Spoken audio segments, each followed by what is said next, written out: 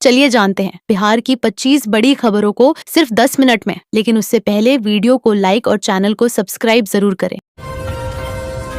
मधुबनी में 6 चोरी की घटनाओं का खुलासा। मधुबनी में लगातार हो रही चोरी की घटनाओं से परेशान लोगों को पुलिस ने बड़ी राहत दी है। अंधरा ठाड़ी और बाबूबरही थाना क्षेत्र में हुई 6 अलग अलग चोरी की वारदातों का सफल उद्भेदन करते हुए पुलिस ने एक संगठित गिरोह के 7 सदस्यों को गिरफ्तार किया है। गिरोह मंदिरों और घरों को निशाना बनाता था। आरोपियों के पास से बड़ी मात्रा में चोरी का सामान बरामद हुआ है। एसपी योगेंद्र कुमार ने प्रेस कॉन्फ्रेंस में बताया कि विशेष टीम के गठन और सटीक रणनीति से यह सफलता मिली।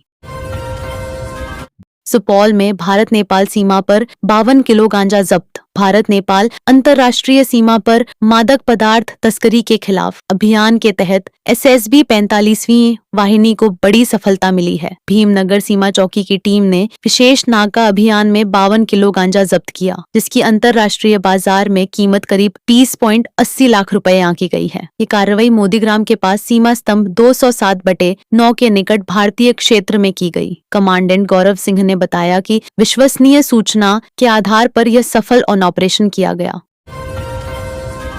महादेव सिमरिया डकैती कांड का आरोपी फरार। जमुई के सिकंदरा थाना क्षेत्र के महादेव सिमरिया बाजार में हुई 65 लाख की बड़ी डकैती को 11 दिन बीत चुके हैं, लेकिन अब तक किसी भी आरोपी की गिरफ्तारी नहीं हो सकी है। अपराधियों से मिल रही धमकियों के कारण पीड़ित परिवार दहशत में है। शुक्रवार को स्वर्ण दुकानदार मुकेश कुमार साव सहित व्यापारी संगठनों के प्रतिनिधि एसपी कार्यालय पहुंचे और आरोपियों की जल्द गिरफ्तारी व सुरक्षा की मांग की। मामले में पुलिस की निष्क्रियता को लेकर नाराजगी बढ़ती जा रही है। 120 शिक्षकों का 5 दिवसीय इन सर्विस टीचर्स ट्रेनिंग संपन्न। वैशाली के पीटीसी सोरहथा में 22 से 26 दिसंबर तक 5 दिवसीय आवासीय इन सर्विस टीचर्स ट्रेनिंग का सफल आयोजन किया गया। इसमें कक्षा 6 से 8 तक के सामाजिक विज्ञान के 120 शिक्षक शिक्षिकाओं ने भाग लिया। प्रशिक्षण में योग, आधुनिक शिक्षण तकनीक, कंप्यूटर शिक्षा, एक्सेल, गूगल शीट, एआई और चैट जीपीटी के उपयोग की जानकारी दी गई। साथ ही शिक्षा आधारित फिल्मों के जरिए शिक्षण को रोचक बनाने पर जोर दिया गया। मधेपुरा 73 करोड़ के वाटर ड्रेनेज सिस्टम की जांच शुरू। मधेपुरा में 73 करोड़ रुपए की लागत से बन रहे वाटर ड्रेनेज सिस्टम की गुणवत्ता को लेकर उठे सवालों के बाद अब औपचारिक जांच शुरू हो गई है। पटना से आई उड़नदस्ता टीम ने निर्माणाधीन नालों का स्थलीय निरीक्षण किया। टीम ने कंक्रीट की गुणवत्ता, मोटाई और मजबूती की जाँच की और सैंपल एकत्र किए। यह जाँच सदर विधायक प्रोफेसर चंद्रशेखर द्वारा अनियमितता के आरोप और थर्ड पार्टी जांच की मांग के बाद शुरू हुई है। सुनवाई के नाम पर तमाशा कर रहे डिप्टी सीएम बिहार राज्य सेवा संघ ने डिप्टी सीएम विजय सिन्हा के जनता दरबार को लेकर मुख्यमंत्री को शिकायत पत्र भेजा है। संघ का आरोप है कि जनता दरबार के नाम पर अधिकारियों को सार्वजनिक रूप से अपमानित किया जा रहा है। पत्र में कहा गया है कि अफसरों को सस्पेंड करने की धमकी, अभद्र भाषा और ऑन स्पॉट फैसले गलत परंपरा है। संघ ने चेतावनी दी है कि यदि यह व्यवहार नहीं रुका तो अधिकारी कार्य बहिष्कार करने को मजबूर होंगे। पूर्णिया में किराना दुकान में चोरी का सीसीटीवी फुटेज। पूर्णिया के नगर थाना क्षेत्र में किराना दुकान में हुई चोरी का सीसीटीवी फुटेज सामने आया है। 24 दिसंबर की रात शातिर चोर वेंटिलेटर तोड़कर दुकान में घुसे और 1.50 लाख रुपए नकद सहित कीमती सामान ले उड़े। करीब 45 सेकंड के फुटेज में चोर को मास्क लगाकर दुकान के अंदर घूमते देखा गया है। पीड़ित दुकानदार सुमन कुमार शाह ने पुलिस में शिकायत दर्ज कराई है। पुलिस फुटेज के आधार पर पहचान में जुटी है। राबड़ी आवास पर आधी रात में हलचल। राबड़ी आवास पर आधी रात हुई हलचल ने बिहार की राजनीति में हलचल मचा दी है। अंदर खाने नेताओं और अफसरों के बीच चल रही खींचतान अब सामने आने लगी है। इस घटनाक्रम ने सत्ता और प्रशासन के रिश्तों पर सवाल खड़े कर दिए हैं। दिन भर चली चर्चाओं में अफसरों की क्लास, नेताओं की नाराजगी और पर्दे के पीछे की सियासत उजागर हुई। यह मामला राजनीतिक गलियारों में चर्चा का विषय बना हुआ है। गोपालगंज में थावे मंदिर में चोरी के आरोपी का एनकाउंटर। गोपालगंज में थावे मंदिर चोरी कांड के आरोपी का पुलिस के साथ एनकाउंटर हो गया। आरोपी इजमामुल आलम को पकड़ने गई पुलिस टीम पर उसने फायरिंग कर दी, जिसके जवाब में पुलिस ने गोली चलाई। मुठभेड़ में आरोपी के पैर में गोली लगी और उसे सदर अस्पताल में भर्ती कराया गया है। आरोपी ने 17 दिसंबर को थावे भवानी मंदिर से 1 करोड़ 8 लाख की चोरी की थी। घटना के बाद एसपी अवधेश दीक्षित मौके पर पहुंचे। 2026 में 54 हॉलीडे, होली दुर्गा पूजा में 4-4 दिन छुट्टी। 2026 बिहार के सरकारी कर्मचारियों के लिए राहत और खुशियों भरा साल साबित होने वाला है। नीतीश सरकार ने वर्ष 2026 के लिए सरकारी छुट्टियों का कैलेंडर जारी कर दिया है। इसके अनुसार कुल 54 दिन की छुट्टियां मिलेंगी। इनमें 10 छुट्टियां रविवार को पड़ रही हैं, जबकि 44 दिन वास्तविक कार्य दिवसों में छुट्टी मिलेगी। खास बात यह है कि होली और दुर्गा पूजा पर 4-4 दिन का अवकाश रहेगा। इसके अलावा 10 शुक्रवार को छुट्टी होने से लंबे वीकेंड का फायदा भी मिलेगा।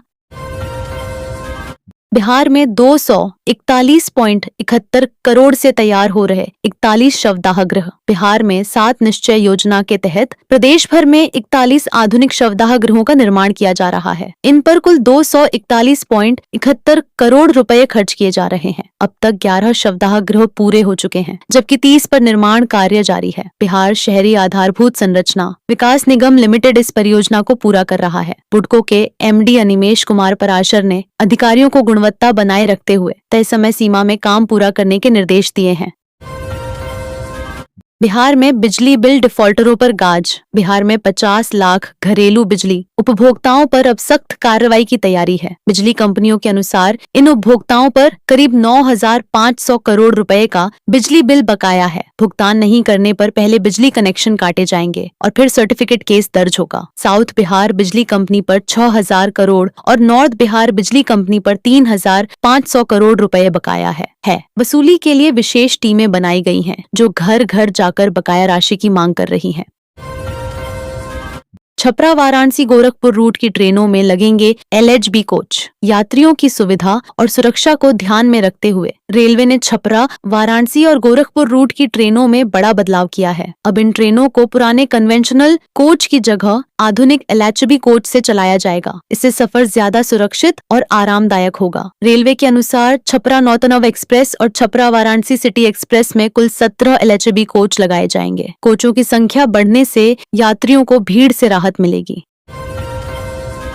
पति का दोस्त की भाभी से अफेयर है। पटना के सखी वन स्टॉप सेंटर में एक महिला ने अपने पति के अफेयर को लेकर शिकायत दर्ज कराई है। महिला का आरोप है कि उसके पति का अपने एक दोस्त की भाभी से प्रेम संबंध है। बात नहीं होने पर पति डिप्रेशन में चला जाता है और विरोध करने पर गाली ग्लौज व आत्महत्या की धमकी देता है। पीड़िता ने बताया कि पिछले 2 साल से वह मानसिक उत्पीड़न झेल रही है। पति का महिला के घर आना जाना था। इसी दौरान दोनों के बीच संबंध बने।